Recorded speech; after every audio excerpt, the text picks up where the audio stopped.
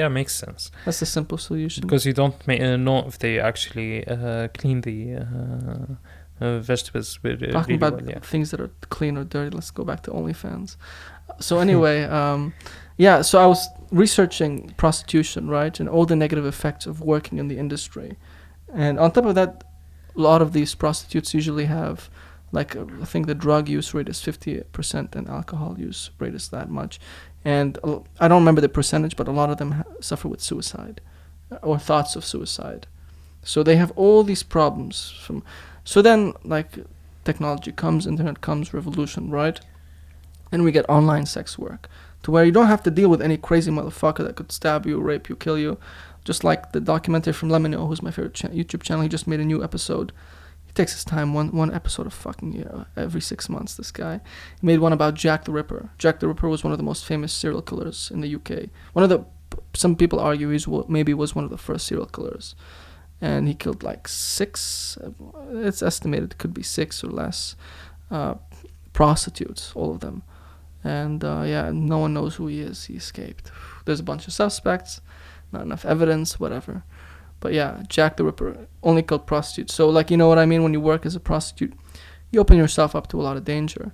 But so we would think in the modern age, online sex work would eradicate all those problems from working, as a prostitute. You wouldn't have risk, you wouldn't have alcoholism, you wouldn't have mental issues, you wouldn't have STDs and all that. And it does. Working online does remove a lot of those problems.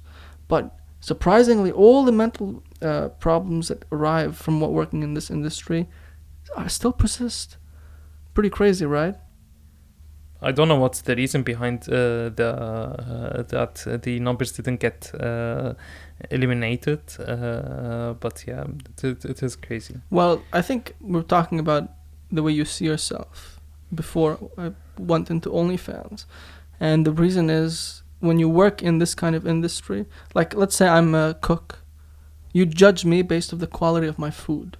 If I'm a mechanic, you judge me based on the quality of me fixing the thing. Yeah. When I work in sex industry, you judge me based on my looks and my performance in sex.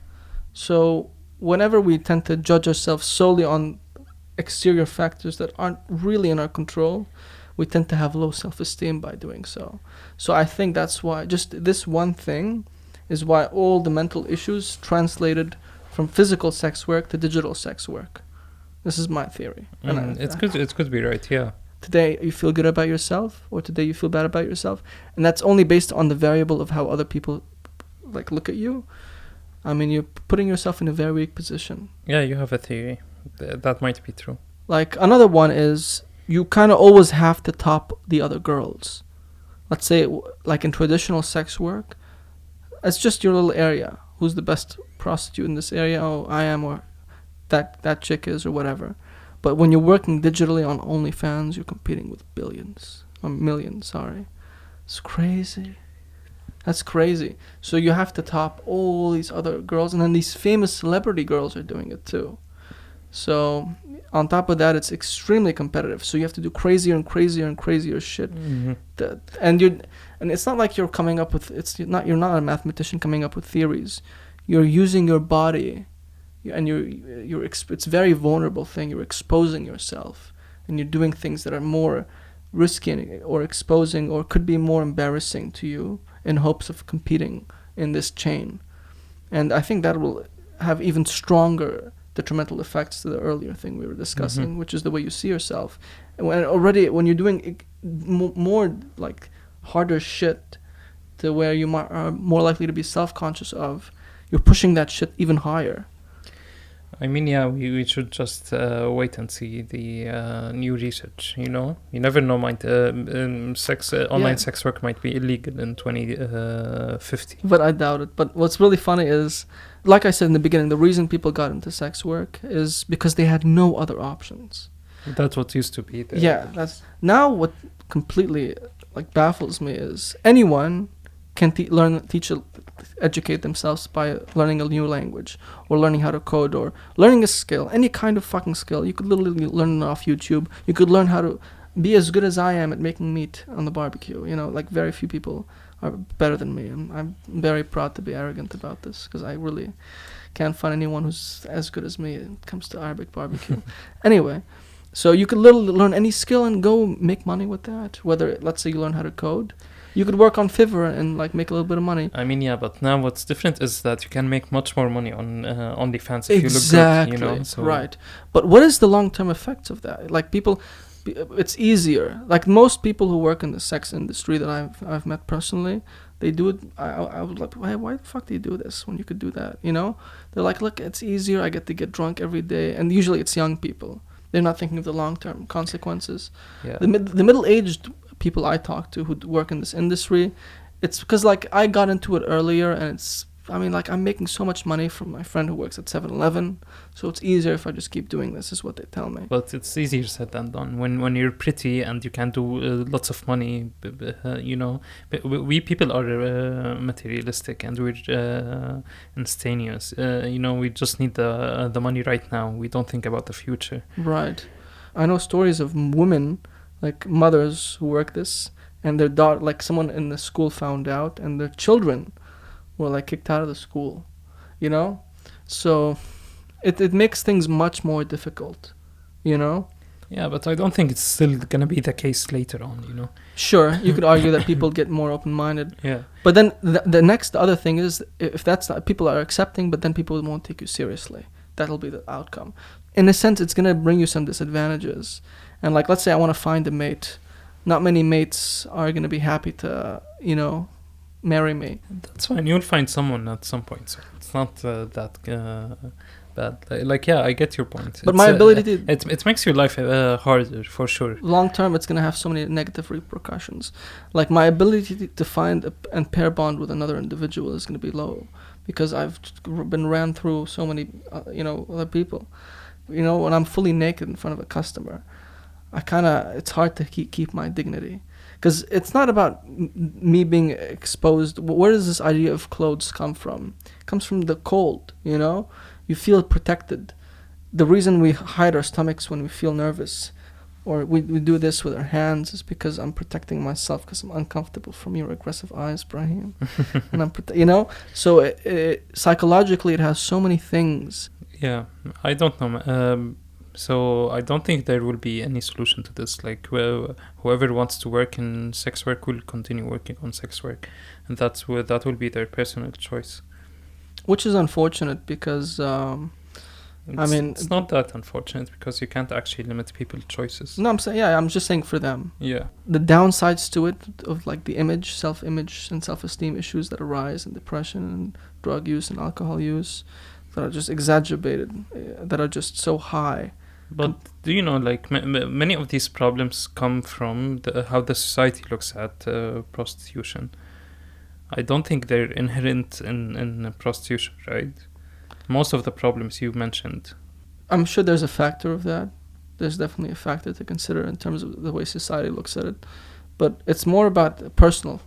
You know, when you look at yourself, fuck society, I'm just saying. When you look at yourself and you derive value of yourself based on how other people see you, and how other people rate you compared to other people in your industry, by something that is out of your control, which is the way you look.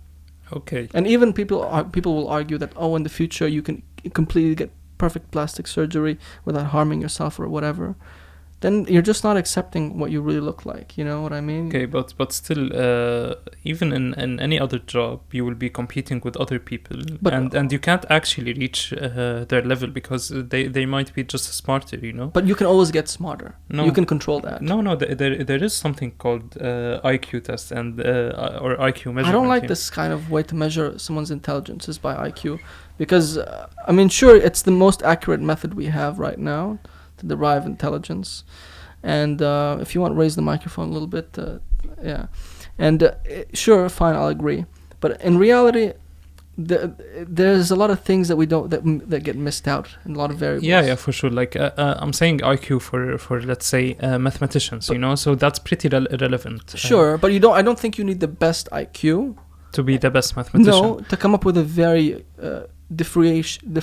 differential theory. That, yeah. I'm you know just what I saying mean? that there will be people that are forget about the IQ test. We're just there are people that are just as smarter than other people. But you can always be competitive in such an industry because you can always learn new things. You can always come up with new ways. You don't need to be the fastest person who calculates in math. But there is still something that will differentiate these people. So even if you put X amount of effort and this guy puts X amount of effort, he will be able to discover something that you won't be able to discover. That's why there are people who got these inventions, and we're still until now amazed by how they invented these stuff because they were just smarter. You know, there is a mathematician called a French mathematician called Galois. He died at the age of 21 or 22, I guess, in a duel with his either brother or friend, I'm not sure, over a girl. You know? I don't know if I told you the story before. Yeah, and this guy like invented many theories and opened a lot of gates in front of everyone to do a lot of research. And this guy died at the age of 21. This guy, if he stayed alive, and I don't know how long they used to stay alive, maybe 40, 45. The mathematics degree would be like 10 years long instead of 3, because I'm sure he would have discovered much more theories, and that would have been a disaster for mathematicians. But so there are people that are just extra special in something, and they will do much better than other people, even with the same effort they put. You know, so there is still something to differentiate in every other industry, not only sex work. Like, why is there someone who's number one, and then there is number two? Do you think that number two is not putting enough effort to be number one? Sure, the person who puts most effort is most likely to be number one. But my point is, I could if I'm 40 years old, I'm not very attractive, I can put as much effort as I want to, but if I don't look good to the customer, I'm not gonna look good. That's fine later on. But and in mathematics, I could be like fucking 60. But if I could not have the best IQ, but if I put so much effort into coming up with something new or combining something different, I could come up with something that could make me competitive. Yeah, I'm just saying about compare it to when you're comparing to other people. So okay, I'm 60, I'm putting a lot of effort. I came up with one paper that was really great, you know. But there is some other guy who was more gifted at math than me, who did the same effort but came up with 2 papers instead, you know. So that's how I'm saying. Sure, there will always be those cases, but I'm saying you can still be pretty good. Okay. I'm not talking now about what happens after they age, the sex workers. You know, that would be I can't argue with that. But I'm just saying that this out of control factor is just does happen in every other industry. Sure. But my main point is it's much bigger in certain other industries compared to other industries. Because you age and that's out of control. That's yeah, what you're saying. I mean, in sex, even in mathematics, my IQ will decline as I get older. My brain will start to degrade after a certain age. You know, after the age of 25, yeah, exactly. My brain will get stupider every year. And that's out of my hand. But I'm saying people will judge me for differently than the way they judge me in sex work. And maybe that'll change in the future. But whereas in mathematics, I can still come up with really cool stuff, even with a weak theory and a weak mental power and all that stuff. I can still combine my old work, and I could still do something beautiful with that, is my point. You know? Yeah. And the thing is, like I told you, most of the people who get into that industry, the sex work industry, they get into it because it's fun. And they're usually young. When we're young, we're fucking stupid. They're not saving all that money that they're making a shit ton of it, but they're not saving it. Most of them, they're burning it, you know, because they adopt a very high lifestyle that costs. So when they're out in their 30s or whatever, they're kind of broke.